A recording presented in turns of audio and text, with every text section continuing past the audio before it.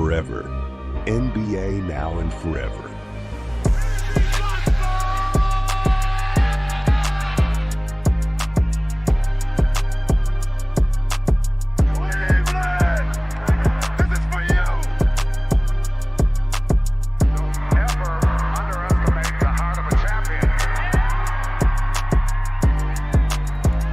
Bonjour à toutes et à tous et bienvenue sur le nouvel épisode de Forever, le podcast sur l'actualité NBA présenté par Sports Content.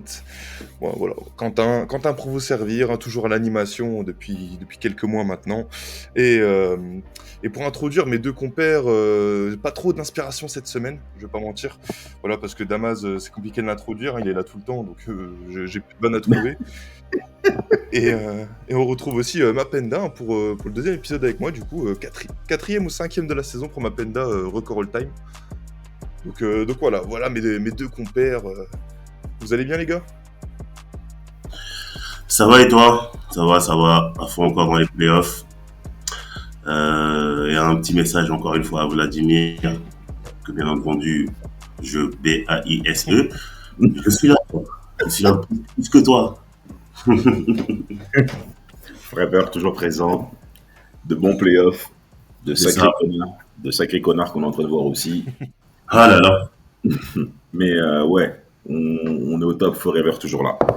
Bah voilà, on est bien, on est posé. Ici, il y en a même qui ont de la chatte à la loterie. Des casse aux frérots du Jazz, des Wizards. De toute façon, la loterie, on va pouvoir en parler un peu après. Hein, c'est forcément. Et je vous propose directement de partir sur nos infos de la semaine. Et la première info donne pas trop envie de rigoler, de sourire. Hein. Dans la nuit de samedi à dimanche, vers 3h du matin, il y a eu un accident de minibus en direction de Nice. Hein. Dans le minibus, il y avait l'équipe de N3 de Monaco, où du coup il y a eu plusieurs blessés. Un homme de 24 ans, lui, a été grièvement blessé. Là, sa vie n'est plus en danger de ce que j'ai vu. Il y a eu 5 autres blessés, des jeunes. Et puis surtout, il y a eu un mort, hein, Lorenzo Renou, voilà, qui est décédé dans l'incident. Donc toutes nos pensées vont vers sa famille, bien sûr. Voilà. On est tout cœur avec eux si jamais ils entendent cet épisode, cette vidéo. Parce que voilà, ça reste un drame terrible. Et si vous souhaitez participer, ils ont ouvert une cagnotte Litchi pour ces obsèques. Donc n'hésitez pas si vous pouvez participer pour soulager un peu le poids de la famille. Ouais, événement très très très triste, très très triste, sachant que le jeune qui est mort, c'est un 2008. C'est un 2008, le petit Lorenzo.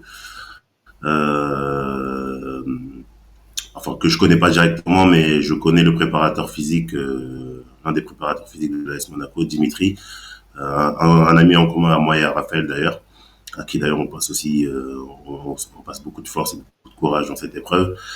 Donc vraiment grosse condoléances à sa famille. Et ça rappelle aussi une réalité, hein, pour avoir joué à ces niveaux-là, que ce soit sur de la N3 ou sur de la N2. Il y a quand même beaucoup de choses qui sont demandées, que ce soit aux joueurs, aux coachs, d'être performant, de s'entraîner quand même plusieurs fois dans la semaine, de faire des déplacements de 3, 4, 5, 6 heures parfois, ou parfois moi j'ai déjà vu des joueurs qui conduisaient, ou même des coachs.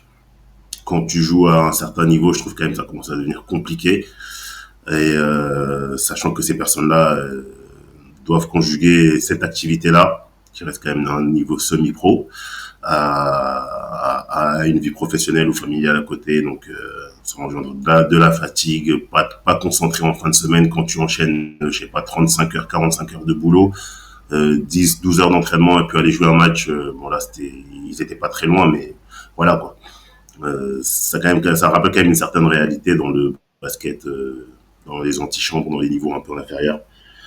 Donc voilà, grosse condoléances à la famille, grosse pensée au club de Monaco et puis paix à son âme, au petit Lorenzo. Voilà. Rien à dire, très bien précisé Mapenda, c'est les parcours en effet auxquels tu as pu avoir ton expérience, donc c'est clairement malheureux et ça prouve même que le sport amateur en général fait face justement à ces différentes péripéties, les plus malheureuses qui soient. Bon, ça ne conduit pas toujours à la mort, Dieu merci, mais on connaît les difficultés que ça peut conduire également pour différents effectifs, différentes organisations qui ont, pour la plupart d'entre elles, malheureusement, un manque de moyens, un manque en effet de matériel nécessaire pour pouvoir bien faire les choses. Donc, Forever est pour vous. Et petite pensée, bien entendu, comme tu l'as dit, Mapenda, à toute la famille, au club, aux personnes proches du défunt et en effet qui reposent en paix. C'est vraiment triste. Donc, voilà, on devait leur rendre un petit hommage quand même, hein, parce que Bien sûr. voilà, comme vous l'avez dit, c'est en 2008, il avait 18 ans, donc il était très très jeune. Donc voilà, encore une fois, toutes nos condoléances à sa famille et grosse force à eux.